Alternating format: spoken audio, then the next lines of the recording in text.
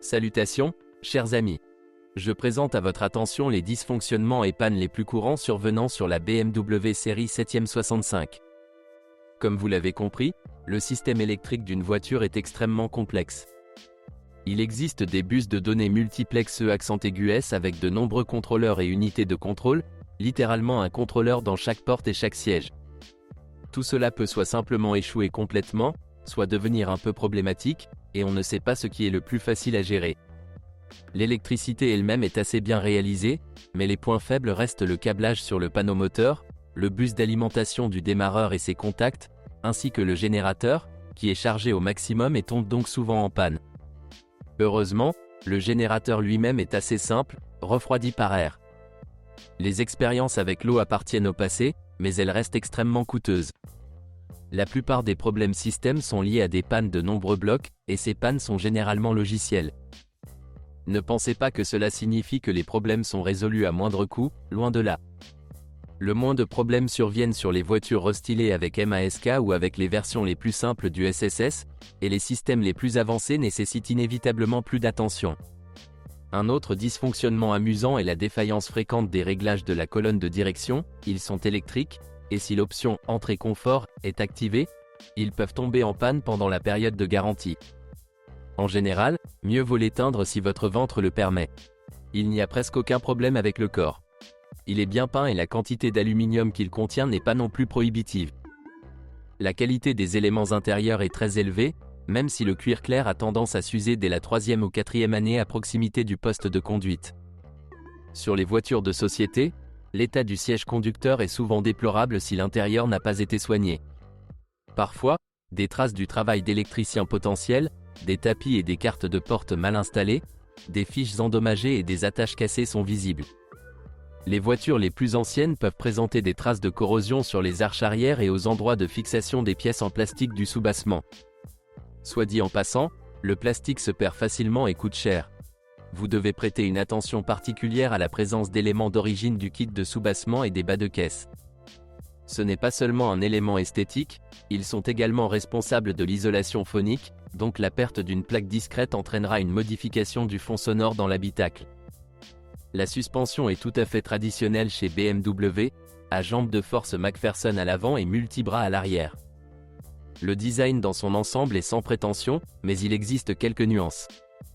Heureusement, le faible coût des racks conventionnels et la durée de vie des racks gérés rendent le problème moins aigu. Le coût des leviers et leur kilométrage sont tout à fait standards pour BMW. De 30 000 à 70 000 km sans intervention sérieuse est une option typique. Sur les voitures avec V8-, sur les voitures avec 6+. Mais les vrais connaisseurs savent ce qu'ils paient. La suspension arrière n'a pas non plus de problème particulier avec sa durée de vie, la seule option coûteuse est la pneumatique, qu'ils essaient d'éviter. Cela n'améliore pas la maniabilité et le confort dans la mesure où cela augmente le coût de l'entretien des voitures de plus de 6 ans. Sur de nombreuses voitures, il commence déjà à cogner avec un kilométrage inférieur à 30 000 km et peut cogner jusqu'à ce que le kilométrage dépasse 300. Mais très souvent, vous n'avez pas de chance et la crémaillère commence à fuir, ce qui nécessite déjà le remplacement de l'unité. De plus, la cloison, sur le genou, est souvent impossible en raison des caractéristiques de conception. Il est fortement recommandé de rappeler les conseils d'antan et de ne pas tourner le volant à l'arrêt, surtout si la voiture est équipée de pneus très larges. Dans le même temps, la durée de vie des biellettes et des extrémités de direction, avec une manipulation soigneuse, passera également de 30 000 relativement modeste à presque une éternité. Avec un fonctionnement correct, la marge de sécurité est suffisante pour toute la durée de vie. Les freins semblent tout à fait suffisants pour une voiture aussi lourde. Mais il y a des propriétaires qui brûlent littéralement les freins et les plaquettes, car la dynamique de la voiture peut ressembler à celle d'une supercar, 445 chevaux. Et 6 secondes à des centaines, le résultat du M3 à l'arrière de la E36. Et même sur les voitures équipées d'un V8, des disques mal alignés se produisent régulièrement, la charge sur le système de freinage en conduite dynamique est élevée et nous avons trop souvent des flaques d'eau. Quant au roulement de roues, il souffre traditionnellement souvent sur les voitures lourdes V12, et si les roues sont chaussées de ruban isolant, la durée de vie d'un remplacement à l'autre peut être de 30 à 40 000 km, et on ne peut rien y faire, ce sont les propriétés secondaires des pneus à profil bas. La seule option de boîte de vitesse ici a une ressource prévisible, mais pas trop longue. J'ai évoqué au début les problèmes des boîtes de vitesse à 6 rapports ZF6HP26. L'usure précoce des garnitures de verrouillage du convertisseur de couple, ainsi que des bagues, des défaillances du corps de vanne mécatronique dues à une surchauffe et à une huile sale attendent tous les propriétaires. Mais les boîtes sont maîtrisées depuis longtemps en réparation, ce n'est donc pas un problème, mais une dépense. Et pas très petit. Après un entretien moyen de la transmission automatique, la transmission roule encore 2 ou 3 ans, et encore pour les réparations. En effet, l'unité est assez complexe et ne tolère pas les solutions timides, la saleté et la négligence.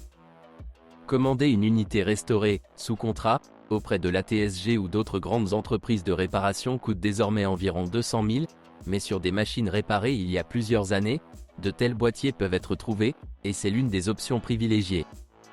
Bien sûr, la durée de vie de la transmission automatique est la plus longue sur les voitures équipées de 6 cylindres en ligne à essence, et la moins longue sur les V12. Des radiateurs de transmission automatique supplémentaires contribuent à prolonger la durée de vie de la transmission et, avec des vidanges d'huile fréquentes, peuvent réduire considérablement les risques de révision répétée. Une telle ferme collective est fortement recommandée par de nombreux services spécialisés. À propos, il convient de prêter attention au carter en plastique de la transmission automatique, il est sujet à une déformation en raison de la température élevée de l'huile et commence à fuir. Et une fuite d'huile, comme vous l'aurez compris, tuera la box sous garantie. Les propriétaires expérimentés de voitures équipées de ZF6HP recommandent de changer les joints de carter à chaque vidange d'huile et de surveiller attentivement les gouttes d'huile sous la voiture. Habituellement, cette section vient en premier, mais dans ce cas, elle est trop banale. Presque tous les moteurs ont déjà été révisés et plus d'une fois. Les 6 en ligne de la série M, à essence et diesel, sont l'un des moteurs BMW relativement récents les plus performants. Des M54 à essence ont été installés jusqu'en 2005 et des M57 au diesel ont été installés jusqu'à la toute fin de la production. Sur les voitures restylées, les moteurs de la série M52 ont été remplacés par des N52, ce qui peut être considéré comme un inconvénient. Premièrement, ils sont beaucoup plus sujets à la coquefaction des segments de piston et à un certain nombre d'autres problèmes, ce qui limite considérablement leur durée de vie. Deuxièmement, la puissance maximale du moteur de 3 litres dépassait légèrement la taxe de 250 chevaux, bien que le couple reste le même.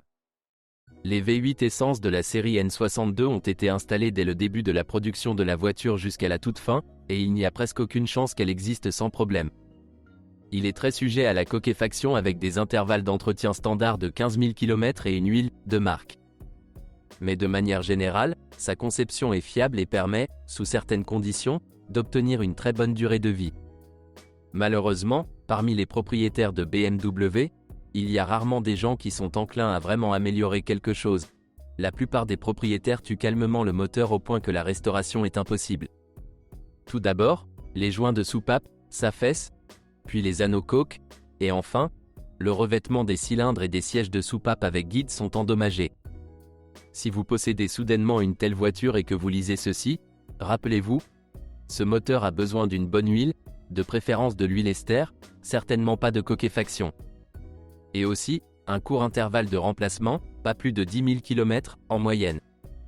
Il a besoin d'un thermostat plus froid, avec une température d'ouverture d'environ 85 à 90 degrés, et n'oublie pas le remplacement rapide des guides et des chaînes de distribution, il y en a 2, un pour chaque culasse, et ils sont très fins, comme ceux des vélos, remplacement des joints, nettoyage de la ventilation du carter et vérification de l'état des capteurs du système de contrôle. Chaque habitant d'une grande ville a généralement constaté ce qui se passe si ces recommandations sont ignorées. Un set bien usé, fumant une fumée bleuâtre sortant de 2 cheminées, est un spectacle très courant. Avec le V12 de la série N73, il est complètement stupide de compter sur une quelconque efficacité de fonctionnement, mais avec lui, la voiture ne sent vraiment pas son poids. Et la ressource dans son ensemble, malgré tous les problèmes environnementaux présents, est nettement supérieure à celle des autres moteurs N. Les points faibles sont essentiellement les mêmes que ceux de la N63 sur les 5E60, tous les procédés sont les mêmes, seulement avec un kilométrage légèrement supérieur. La gamme complète des technologies nécessaires comprend le double Vanos, la valvétronique et l'injection directe. La complexité de la conception augmente non seulement en raison de l'augmentation du nombre de cylindres, mais également en raison de l'utilisation d'une admission sans papillon et d'une injection directe. Les M57 diesel sont une toute autre affaire. Ils sont traditionnellement considérés comme les moteurs les plus performants de plusieurs séries de Bavarois en termes de traction et de fiabilité. Bien sûr, il existe des injecteurs piézoélectriques coûteux et fragiles, ils ont une durée de vie limitée, et en plus, ils ont très peur de la surchauffe. Mais ici, ils ont des conditions de travail douces, l'essentiel est de ne pas verser de carburant de mauvaise qualité et de ne pas vider le réservoir. La pompe à carburant haute pression n'a également peur que du mauvais carburant diesel, et même celui-ci peut être digéré plusieurs fois sans conséquence. La vanne EGR est inconsommable et doit être réparée ou remplacée dès les premiers signes d'un dysfonctionnement. Le système de ventilation du carter n'est toujours pas très performant, et les supports électro-hydrauliques du moteur n'aiment pas la contamination du compartiment moteur par l'huile et ne sont pas bon marché. Les plaintes concernant la faible durée de vie du capteur de débit massique d'air sont également assez courantes, mais encore une fois, elles n'entraînent pas un dysfonctionnement complet et le problème est relativement peu coûteux. La turbine est capable de parcourir les 200 000 km, si vous n'oubliez pas de changer l'huile à temps et de ne pas surchauffer le moteur. Et ne le réglez pas trop, car la durée de vie du turbocompresseur diminue rapidement à des puissances supérieures à 250. Il semble qu'il y ait beaucoup de points faibles, mais en réalité aucun des défauts n'est fatal et n'entraîne de graves interférences avec le moteur. Peut-être qu'un injecteur débordant peut faire fondre le piston et détruire complètement le moteur, mais le système de gestion du moteur est suffisamment performant pour empêcher cela. Le V8 diesel de la série M67 s'est avéré être le dernier de sa famille. La dernière réincarnation du moteur a été installée sur le E65, dans un bloc en aluminium et d'une puissance de 330 chevaux. Il n'a pas de problèmes évidents de fiabilité, à l'exception des problèmes diesel, assez standard équipement de carburant et EGR. Il est relativement courant de voir des voitures présentant des fissures dans la culasse, généralement dues au fonctionnement avec du carburant diesel à haute teneur en soufre. La conception est légère, toute corrosion des chambres de combustion se manifeste. Malheureusement, il existe peu de critiques sur le fonctionnement, mais en général, l'opinion sur ce groupe motopropulseur est positive. La liste des problèmes coïncide pour la plupart avec les problèmes du M57. Ceci conclut les informations sur les problèmes de la BMW série 7E65. Si vous en savez plus ou n'êtes pas d'accord avec ce que vous avez entendu, je vous attends dans les commentaires.